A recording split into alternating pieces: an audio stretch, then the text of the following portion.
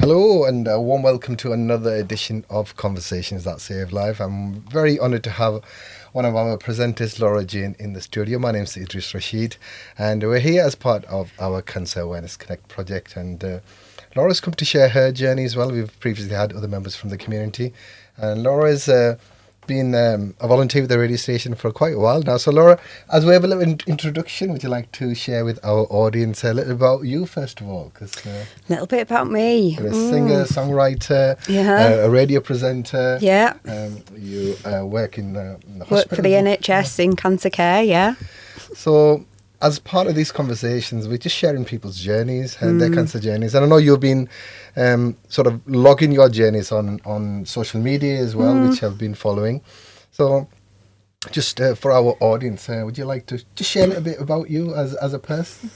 As a person? God, does that not say it all? With everything? I mean, I got into music sort of big time during COVID actually, and it was we did a thing called Murder Song of the Day on X, as it's now called. Everybody was very bored and everybody pulled out their guitars, and I was really only just learning, and a lot of us murdered some songs on Twitter, as it was. And that's kind of where everything stemmed from. I started writing my own music, and how many have I got out now? About 6 or 7 songs I've got out now. So I've had a little bit of a break because work and uni and my health took over.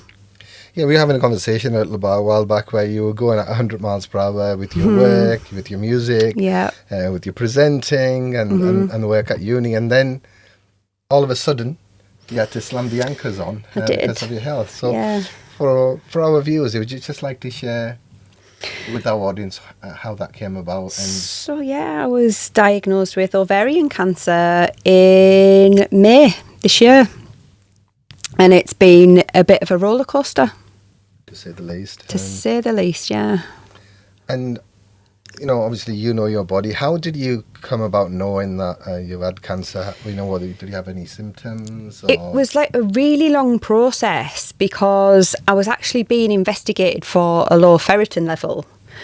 And it's not something that always gets tested with your bloods, but it's part of your iron levels. So sometimes you do have to ask for that to be done before it'll get put on your blood panel, and it was just a fluke that it was found that it was low, and they kept giving me medication for it, and the medication made me ill. So they started to investigate that, and the investigations from that led to more investigations, which led to more investigations, so CTs, MRIs, ultrasounds, and they found that I had endometriosis and cysts on my ovaries. And from there, it was all just being done as non-urgent because nothing was picked up. It wasn't picked up in my CA125, which is one of your gynecological bloods that tests for cancer. And it's usually pretty accurate. But like anything, sometimes these things just don't get picked up. And unfortunately, I had an appointment and I got the cysts removed with surgery, and 6 weeks later they came back and they were cancerous, which just was not expected. It was a massive shock for not only me but for all the medics that were involved in it, because we'd done the CA125 and it was normal, and all the scans had not suggested in any way, shape or form that it was that the cysts were cancerous, which is usually the thing you can tell from a scan when things are cancer. So all in all, I've been very, very lucky to find it at a really early stage, because the cancer that I do have, that I can't be normal. That I'm very special. I think you were, I'm going to say abnormal before this diagnosis, but you're very special before that, jokes aside. But obviously, as someone that works within the NHS, you are aware of some of the procedures and the process that take place. But those that are new and don't know what the various tests are, how easy or how difficult is it for someone to navigate that process? I think beforehand, before you get a diagnosis, because you're trying, they're trying lots of different ways to find out basically what's wrong with you. I think that part is a struggle, because it can go on for such a long time, because there's so many different ways things can, go. But when they get down to sort of the nitty-gritty of it, knowing your processes, if you have a cancer diagnosis, you will get a specialist nurse. The specialist nurses are the absolute experts. Yes, the consultants are brilliant at knowing that, about that diagnosis itself. But the processes, actually, the people that you go to are the nurses, because that's what they do. They deal with the processes, and they are the ones that are keeping the ball rolling with everything. So they are the people to have a really good chat with, and they will tell you exactly how long things are going to take. And I suppose that's the good thing with me being in the role that I am within the NHS, is that I knew this stuff. So I knew that when they say that everything's going to be, you hear the 2-week rule thrown around a lot with cancer.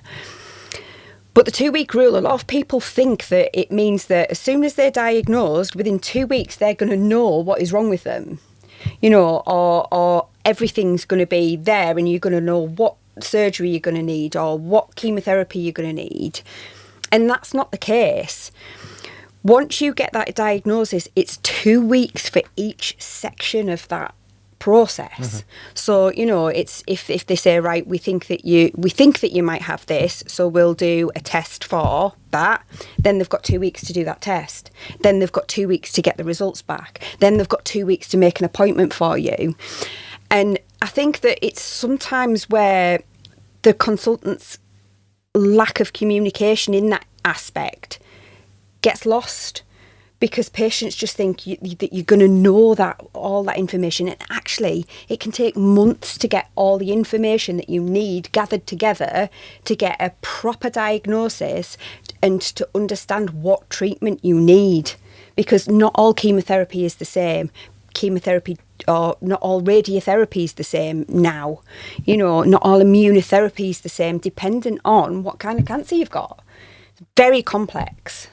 So when I recall our conversation when you diagnosed, and they were giving you various options in terms of your treatment, and you weighing up all the different pros and cons. So just share with our listeners and viewers that sort of emotional turmoil that happens once you've been diagnosed, because it's a big shock to the system. So what was your thought process? What was going through your mind when you were first diagnosed, and how did you feel that you're going to deal with this? It's a really hard one, but because I kind of deal with it every day, I don't think that my response to all this is Joe Bloggs' response to it, because my position at work is that I deal with cancers every single day. I deal with giving people diagnosis every single day. I deal with people's treatments every single day. So I don't think that my experience of all this is exactly the same as everybody else's. I think it's a very, very unique experience that I've been through, because I know the processes, and because I've got that little bit of extra knowledge about cancers and things, that when I heard it, and unfortunately I heard my news from one of my friends, because everybody that is involved in cancer is my friends at the hospital, which was a very unique thing in itself, because we try to avoid seeing patients that we know for that reason, but they just had no choice other than to be the ones that told me. And it's been the same through the whole thing. My oncologist he said to me, is it okay if I treat you? And I was like, well, if it's not you, it's only going to be one of the others who I know anyway. So, I've gone for CT scans, and it's been people that I've known, and they've gone, is it okay if I do this? I'm like, well, what's my choice? I wait for another 2 weeks to get somebody else to do it? No, we've got to get on with it. So my experience is very, very unique, and it was very matter of fact for me, because I'm like, okay, so the next process is, and the next process after that is. But what I've struggled with is, because my diagnosis is so rare, there's only like 5% of all of ovarian cancers in the UK is the kind that I've got. And so there's no research into it. And the only research there is into it is that chemotherapy doesn't work, radiotherapy doesn't work, hormone therapy, got like, 1 to 10% chance that that's going to work. But then that comes with all these side effects. So is it worth it? I will let everybody know that at this present time I am cancer free. They did manage to remove it all, through surgery.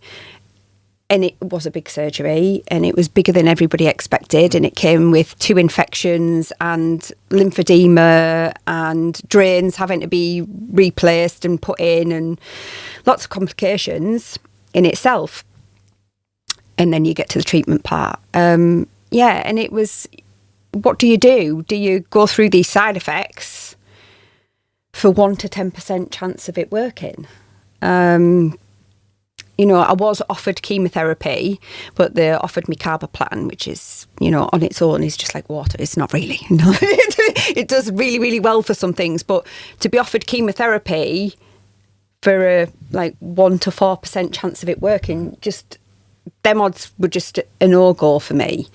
You go for the thing that is going to help you the most. And although it's not going to help me massively, I've got a 1 to 10% chance of the letrozole that I'm on, which is a hormone therapy to try and keep all my estrogen down, because my ovaries have gone. You'd think that, that's it, all your estrogen's gone. Well, actually, you produce it in other cells, you produce it in fat, you produce it in other glands within your body, however, not as much. So they're trying to suppress that because they think that could, 1 to 10%, have something to do with the fact of why I got the cancer in the first place.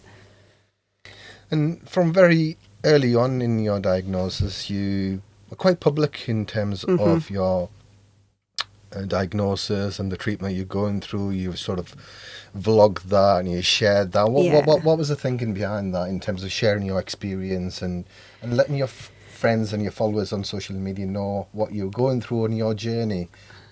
It was kind of a way of making sure that my friends and family knew, because it's the quickest way to do something, isn't it? It's the quickest way for people to see it. The special people in my life got told first. You guys knew before it went out onto everything, and all the special people in my life got told first. And then it went on to, friends and acquaintances. And obviously I've got quite a lot of followers because of the radio show and because of my own music. And I've gone on to continue to share my story, because if I can help one person get a diagnosis, or one person, to egg them on to think, well, actually, do you know what? I haven't been right for a long time. I must go and get checked. Or if I can give one person some reassurance or help, then that's amazing. It's a wonderful thing being able to help other people through, your sadness and your misfortune. And if I can do that, why am I not going to do it? And I've had so many people reach out to me that are going through some terrible times. I've had ladies from America, saying what they're going through, and, sending me little bits about their scans and, what does this mean and what does that mean, because I don't understand it and nobody's gone through that with me. And because of my work, I can do that for people, and if I can't do it myself and I don't know that information, I'm going to find out from one of my colleagues and they'll help me get that information for people. So please, anybody, if you want to reach out to me, please do, because I will do everything I possibly can to get the information that you want, and explain it in layman terms so that you know what it means, because that's another barrier between, medics and patients, is that sometimes you sat there, you're just agreeing, you're going, okay, yeah, I understand, and then you walk out of the room and you've just been told you've got cancer and it just disappears. Yeah. And even I did that with my daughter, and she's, a healthcare person, and we come out and we went, we didn't ask. No. But then you have your specialist nurses that you can contact all the time, and you go straight back to them and they'll give you the information that you need.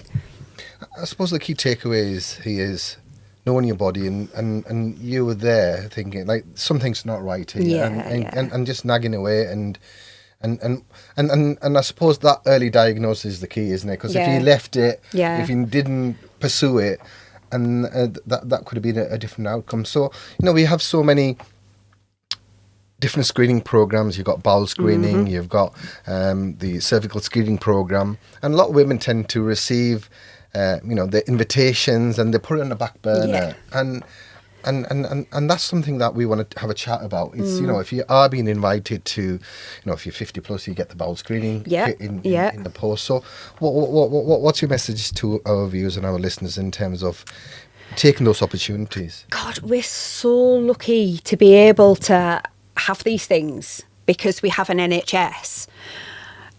Take the opportunity, because the quicker you find things that are wrong, the easier they are to deal with and the better the outcome. We're so lucky to have these things. And I know that for a lot of women, it's embarrassing to go and have your mammograms and to have smears, and, who wants to do a bowel screening test? But don't be embarrassed, because the medics have seen it all. And I know that this sounds sort of wrong in a way, but they are so used to it that they're not looking at you. They're getting on with the job that they need to do. So please don't be embarrassed to think that, somebody's going to be looking at my boobs, or, when you go for your smears.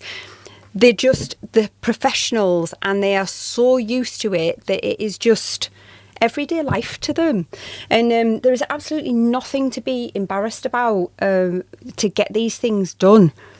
And your life is more important than that, 5 minutes of shame, if you get me, that you might feel. And you really shouldn't, because, we are professionals. And October being Breast Cancer Awareness Month, we have been talking about that on the radio here, and we've had our colleagues from public health come in and share information. And I think, especially for females, I think having that sort of routine where they sort of self-examine themselves, every time you go to a shower, it only takes a few minutes. So, and I think something that needs to be instilled and talked about. And I think too often we tend to overlook this. So, especially, breast screening, bowel screening, and making sure that you attend your cervical screening appointments is really vital. And in terms of, obviously you had your the procedure. How are you coping with that recovery process? It's been very up and down, hasn't it? I just thought that I was getting better, and I ended up with another infection, which was quite a nasty one. I mean, poor Baker didn't have a clue, and we were at a festival, and I was trying to hide it as best as I could to him that I wasn't very well. As the day was going on, I was just getting worse and worse, and when he was like, should we go? And I was like, yes. And I got home, and so that's how good I was. At one point, I was going to a festival, and then it was just an absolute nosedive from there, because I got an infection, and which turned out that I had this collection of lymph fluid, because I've had lymph nodes removed from my stomach, and it had basically just been the lymph nodes, or the lymph system had just been draining into the cavity where everything's been taken out. So it filled up with lymph fluid, which had caused an infection, which was pressing on things, and that in itself, because I then had to have a drain put in, just threw me back over, didn't it? And it took weeks and weeks to get over that again. But that's my recovery process, and so many people just absolutely fly through, having their surgery and things, but then they have to go straight on to have chemotherapy or radiotherapy or whatever. So in that instance, I've kind of been really, really lucky. And again, it comes down to that sort of early diagnosis, isn't it? Because you've got more options available to yourselves in terms of treatment. And the prognosis, longer term, is in your favour. One final question. Yeah. Obviously, you've chronicled your journey, and you've got support mechanisms in place. Family, friends. But those individuals that might not have those, what's out there in terms of, Macmillan and sort of other support organisations for individuals that are going through this journey? So we now have a Maggie's in Middlesbrough, which is the old holistic centre that was at James Cook. Yeah. Maggie's is a fantastic place for anybody to go. You can basically go and have a cuppa. You can walk in any time when it's open. I think it's 9 till 5. It'll be on the website for them. You can go to chat with other people. You don't have to make an appointment. You can just drop in, and they have got financial advisors there. They've got lots and lots of support systems, and you can literally just drop in. So please take advantage of that. As I say, Maggie's is new to Middlesbrough. Then you do have the Macmillan Centre. They're very good for benefits advice as well. I think you do have to make an appointment to go and see them. But my friend Lindsay's very good at getting all that sorted. It's not just,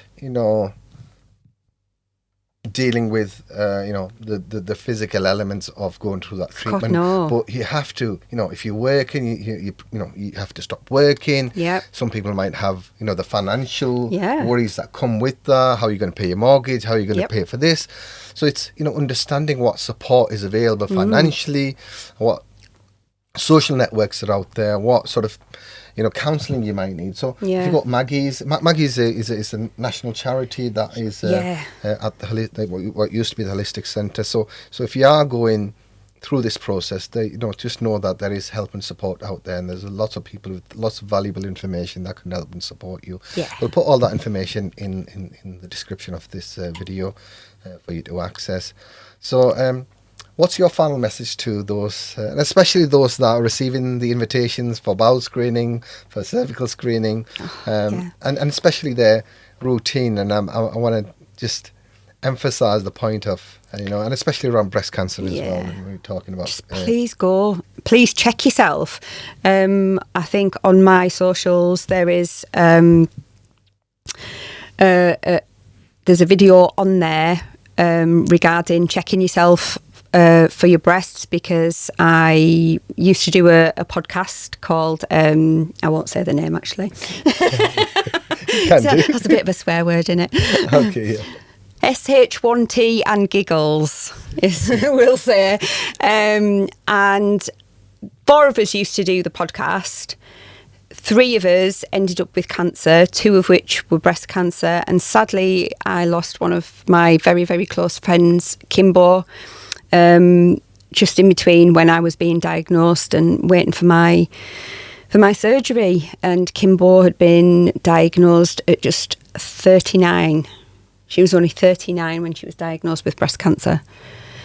And then my friend Laura, who is in, she's fingers crossed, all is good, and she's just had her reconstruction and things, and is doing really, really well. She's on some hormone therapy, just like I am. And we've put together about 2 years ago a lot of information. So if you want to go over there, you'll see it on my socials, and it gives you all the information. It tells you how to check yourself for breast cancer.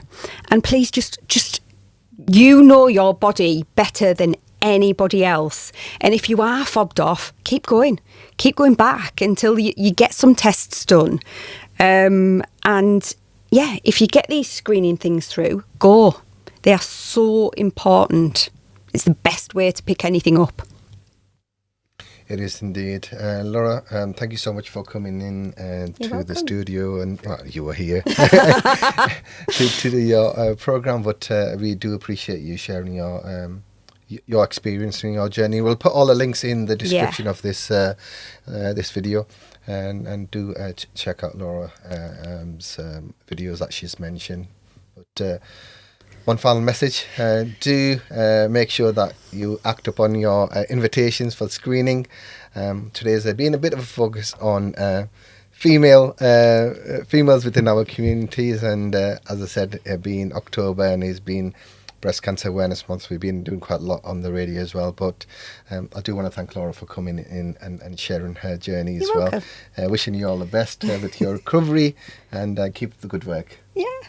We'll catch you on the next one, guys. Do stay tuned. Bye-bye for now.